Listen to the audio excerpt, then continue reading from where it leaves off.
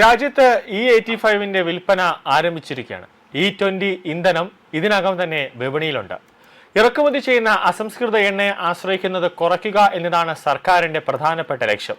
മൊത്തത്തിൽ ഭാവിയിൽ പെട്രോളിലെ എത്തനോളിന്റെ അളവ് ക്രമേണ വർദ്ധിക്കും. അതേസമയം എത്തനോളിന്റെ ഗുണങ്ങളെയും ദോഷങ്ങളെയും കുറിച്ച് രാജ്യത്ത് ചർച്ചകൾ നടന്നുകൊണ്ടിരിക്കുകയാണ്. എങ്കിലും എത്തനോൾ ഇന്ധനമായി ഉപയോഗിക്കുന്ന ഒരേയൊരു രാജ്യം ഇന്ത്യ മാത്രമല്ല. ലോകമെമ്പാടുമുള്ള പല രാജ്യങ്ങളും പതിറ്റാണ്ടുകൾക്ക് മുമ്പ് ഈ ദിശയിൽ പ്രവർത്തിക്കാൻ തുടങ്ങിയതാണ്. പ്രത്യേകിച്ച് ബ്രസീലും അമേരിക്കയും എത്തനോൾ ഒരു ബദൽ ഇന്ധനമായി വികസിപ്പിക്കുന്നതിൽ പ്രധാന പങ്ക് വഹിച്ചിട്ടുണ്ട്. 1970-കളിൽ തന്നെ എത്തനോളിന്റെ സാധ്യതകൾ ബ്രസീൽ തിരിച്ചറിഞ്ഞിരുന്നു. 1973 ആഗോള എണ്ണ പ്രതിസന്ധിയെ തുടർന്ന് പെട്രോളിയത്തിന്റെ ആശ്രയിക്കുന്നത് കുറയ്ക്കുന്നതിനായി എത്തനോൾ ഉൽപാദനം വർദ്ധിപ്പിക്കാൻ രാജ്യം പദ്ധതിയിട്ടു. തുടർന്ന് 1975 ബ്രസീൽ സർക്കാർ പ്രോൾ കോർ എന്ന ദേശീയ പരിപാടി ആരംഭിച്ചു. കരിമ്പിൽ നിന്നുള്ള എത്തനോൾ ഉൽപാദനം വർദ്ധിപ്പിക്കുകയും പെട്രോളിന്റെയും ഡീസലിന്റെയും ആശ്രയത്വം കുറയ്ക്കുകയും ചെയ്യുക എന്നതായിരുന്നു അതിന്റെ ലക്ഷ്യം. തുടക്കത്തിൽ 10 മുതൽ 25% വരെ എത്തനോൾ പെട്രോളുമായി കലർത്തി.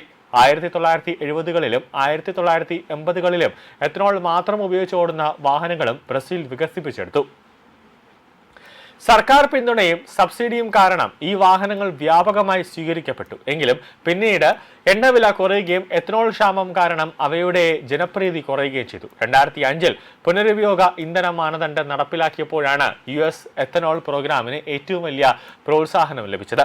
ഇതൊരു നിശ്ചിത അളവിൽ എത്തനോൾ ഗ്യാസോലിനുമായി കലർത്തണമെന്ന് നിർബന്ധമാക്കി. 2007 energy independent and security act പിന്നീട് കൂടുതൽ ഉയർന്ന ലക്ഷ്യങ്ങൾ വെച്ചു. US-ൽ ഏറ്റവും വ്യാപകമായി ഉപയോഗിക്കുന്ന ഗ്യാസോലിൻ E10 ആണ്. E15, E85 പോലുള്ള മിശ്രിതങ്ങളും ലഭ്യമാണ്. എങ്കിലും അവയുടെ ഉപയോഗം പരിമിതമാണ്. ഇന്ന് ലോകത്തിലെ ഏറ്റവും വലിയ എത്തനോൾ ഉൽപ്പാദിപ്പിക്കുകയും കയറ്റുമതി ചെയ്യുകയും ചെയ്യുന്ന രാജ്യമാണ് US. അവിടെ എത്തനോൾ നയം ഊർജ്ജ സുരക്ഷ, ഗ്രാമവികസനം, പരിസ്ഥിതി സംരക്ഷണം എന്നിവയുടെ ഒരു പ്രധാന ഘടകമായി മാറിയിരിക്കുകയാണ്. ബ്രസീലിൽ നിന്നും അമേരിക്കയിൽ നിന്നും പാഠം ഉൾക്കൊണ്ട് 2003 ഇന്ത്യ എത്തനോൾ ബ്ലെൻഡഡ് പെട്രോൾ പരിപാടി ആരംഭിച്ചു. 2011-12 ഇന്ത്യ 10% എത്തനോൾ മിശ്രിതം എന്ന ലക്ഷ്യമാണ് കൈവരിച്ചത്. പിന്നീട് 2022-23 12.6%, 2023-24 14.6%, 25 ജൂലൈയിൽ 20% വർദ്ധിപ്പിച്ചു. ഈ വർദ്ധിപ്പിച്ച എത്തനോൾ മിശ്രിതം ഇന്ത്യക്ക് ഗണ്യമായ സാമ്പത്തിക നേട്ടങ്ങളാണ് കൊണ്ടുവന്നത്.